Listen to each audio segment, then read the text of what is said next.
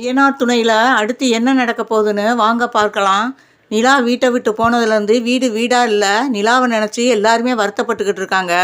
சோழன் ஒரு முடிவுக்கு வர்றாரு, இனி இப்படி இருந்தால் சரியாக வராது. நம்ம பண்ணின தப்புக்கு ஏன் நிலா போய் ஹாஸ்டலில் தங்கணும்? எப்படியாவது போய் நிலாவை நம்ம ஆஃபீஸில் போய் நேரடியாக சந்திப்போம். ஏன்னா எந்த ஹாஸ்டல்னு அவங்களுக்கு தெரியாது. ஏன்னா சேரன்ட்ட கேட்டால் சொல்லவும் மாட்டார், நம்மளை போகவும் விட மாட்டாங்க வீட்டில் உள்ளவங்க அப்படின்னு நினச்சி அவர் ஆஃபீஸுக்கு போகிறாரு நிலாவை பார்க்க. பக்கத்தில் வேலை பார்த்துக்கின்ற திவ்யா சொல்கிறாங்க, அன்னைக்கு உங்கள் ரிலேட்டிவ்லேருந்து வந்தாங்கல்ல, வந்து பிரச்சனை பண்ணார்ல, அவர் மறுபடியும் வந்திருக்காரு நிலா அப்படின்னு சொல்கிறாங்க. என்ன சொல்கிறீங்க திவ்யா அப்படின்னு கேட்குறாங்க. ஆமாம் அப்படின்னு சொல்லவும் பதட்டத்தோடு எந்திரிக்கிறாங்க. அவங்க உள்ளே வரல, வெளியில் நிற்கிறாரு அவர் அப்படின்னு சொல்கிறாங்க. அப்படியா, நான் கொஞ்சம் பேசிட்டு வந்துடுறேன் அப்படின்னு சொல்லவும், சரி நீங்கள் போங்க அப்படின்னு சொல்லிட்டு அவங்க வேலையை பார்க்க ஆரம்பிச்சிடுறாங்க. வெளியே நிலா வர்றாங்க. நிலாவை பார்த்ததும் சாரிங்க அப்படிங்கிறாப்புல. இதுதான் அங்கேயே நீங்கள் கேட்டுட்டீங்க, அதுக்கு நான் பதிலும் சொல்லிட்டு வந்துட்டேன், இப்போ எதுக்கு ஆஃபீஸ்க்கு வந்திருக்கீங்க அப்படின்னு சொல்லி சத்தம் போடுறாங்க நிலா. என்னை நிம்மதியாகவே இருக்க விட மாட்டீங்களா? ஏன் இப்படி திரும்ப திரும்ப வந்து என்னை டார்ச்சர் பண்ணுறீங்க? உங்களுடைய டார்ச்சர் இருக்கக்கூடாதுன்னு தானே நான் வந்து ஒதுங்கி வந்துட்டேன். அதுக்கப்புறமும் இப்போ மறுபடியும் ஆஃபீஸ்க்கு வந்திருக்கீங்க, என்னதான் மனசில் நினச்சிக்கிட்டு இருக்கீங்க அப்படின்னு சொல்லி கோவமாக பேசிக்கிட்டு இருக்காங்க. அப்போ தான் சோழன் சொல்கிறாரு, ஏன் நிலா, உங்களுக்காக நான் எவ்வளவோ கஷ்டப்பட்டிருக்கேன், நல்லதும் பண்ணியிருக்கேன், அதை கொஞ்சம் கூட நினச்சி பார்க்க மாட்டீங்களா? அதுக்காக நான் பண்ண தப்பு பெரிய தப்பு, மன்னிக்க முடியாத தப்பு. அதை வந்து நான் நியாயப்படுத்த உங்கள்கிட்ட வரல. தப்பு பண்ணினவன் தண்டனை அணிவிக்காமல் தப்பே பண்ணாத நீங்கள் ஏன் இங்கே வந்து தனியாக இருந்து கஷ்டப்படணும்? ஹாஸ்டலில் எதுக்கு தங்கணும் நிலா? நான் அதனால தான் நான் தனியாக இருந்துக்கிறேன் நிலா. அதை சொல்லிவிட்டு உங்களை கூட்டிகிட்டு போகலாம்னே வந்தேன். தயவு செய்து புரிஞ்சுக்கங்க நிலா அப்படிங்கிறாரு. ஏன் நிலா, 4 மாதம் என் வீட்டில் இருந்திருக்கீங்க, என்னைக்காவது உங்கள்கிட்ட நான் தப்பாக நடக்க முயற்சி பண்ணியிருக்கேனா? இல்லை தப்பாக தான் பேசியிருப்பேனா? அதை கொஞ்சம் நினச்சி பார்க்க மாட்டிங்களா? ஏதோ எனக்கு போராத காலம், நான் அன்றைக்கி ட்ரிங்க்ஸ் சாப்பிட்டு, நான் ட்ரிங்க்ஸ் எல்லாம் அதிகமாக சாப்பிடவே மாட்டேன், அன்னைக்கு நான் அதை சாப்பிட்டு வந்ததுனால தான் அவ்வளோ பிரச்சனை நடந்திருக்கு.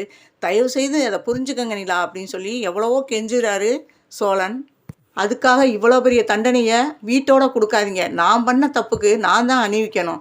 ஒரு தப்புமே பண்ணாமல் நீங்கள் எதுக்கு இங்கே ஹாஸ்டலில் வந்து தங்கிட்டு கஷ்டப்படணும்? நான் இந்த நிமிஷத்துலேருந்து நான் வேறு எங்கேயாவது போய் தங்கிக்கிறேன். நான் வீட்டு பக்கம் கூட வரல. உங்களுக்காக என்னை எப்போ மன்னிக்கணும்னு தோணுதோ அன்னைக்கு வந்து மன்னிச்சிட்டேன் அப்படின்னு சொல்லி கூப்பிடுங்க. அதுக்கப்புறம் என் வீட்டுக்கு வர்றேன். என் அண்ணன் தம்பியை கூட நான் வெளியில் வச்சு பார்த்துக்கிறேன். நான் வீட்டை பக்கமே வரல. இது என் மேலே சத்தியம். நம்புங்க நிலா. நீங்கள் வீட்டுக்கு வாங்க. நீங்கள் வந்து தப்பு செய்யாத ஆள், நீங்கள் ஏன் தண்டனை அணிவிக்கணும்? தயவு செய்து புரிஞ்சுக்கிட்டு வாங்க நிலா அப்படின்னு சொல்லி எவ்வளவோ கெஞ்சுறாரு. இங்கே பாருங்கள், இப்படி வந்து சீனை போட்டால் நான் பின்னாடி வந்துடுவேன்னு நினைக்கிறீங்களா? இன்னுமே நீங்கள் நடந்துக்கிட்ட விதத்தெல்லாம் நினச்சி இன்னுமே எனக்கு அங்கே வர பயமாக தான் இருக்குது. அதனால் நான் இப்போதைக்கு நீங்கள் என்ன கெஞ்சினாலும் என்னால் வர முடியாது அப்படின்னு சொல்லிக்கிட்டு இருக்காங்க.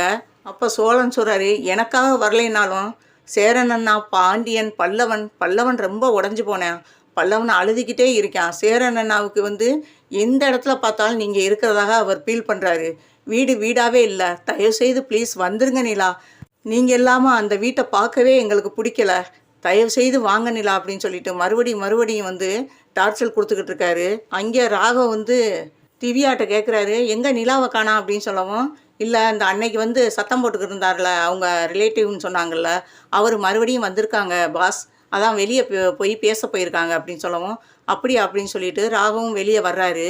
நிலாவும் சோழனும் சண்டை போடுற மாதிரி பேசிக்கிட்டு இருக்காங்க. அதை பார்த்துட்டு அவர் வெளியே வந்து, ஏன் சார் உங்களுக்கு என்ன சார் பிரச்சனை? ஏன் சார் மறுபடியும் வந்து இங்கே வந்து பிரச்சனை பண்ணிக்கிட்டு இருக்கீங்க அப்படின்னு ராகவ் கேட்குறாரு. ஏங்க, இது எங்கள் ஃபேமிலி மேட்ரு, இதில் ஏங்க நீங்கள் தலையிடுறீங்க? நாங்கள் வந்து ஆஃபீஸ்குள்ளே வந்து நான் பேசலை, வெளியே நின்று தான் பேசிக்கிட்டு இருக்கேன் அப்படின்னு சொல்கிறாரு.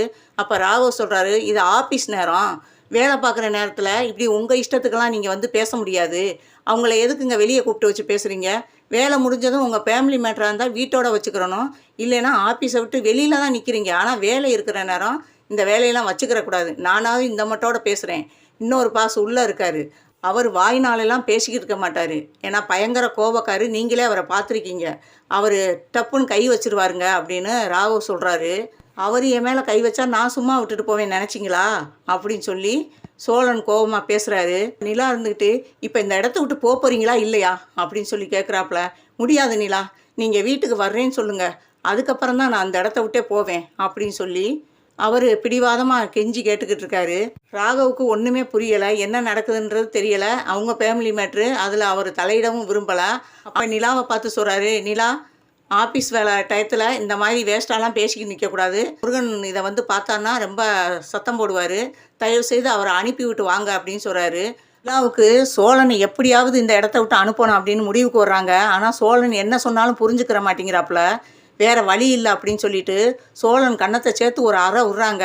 சோழன் இதை கொஞ்சம் கூட எதிர்பார்க்கல. ராகவ் அதிர்ச்சியோடு பார்த்துக்கிட்டு இருக்காரு.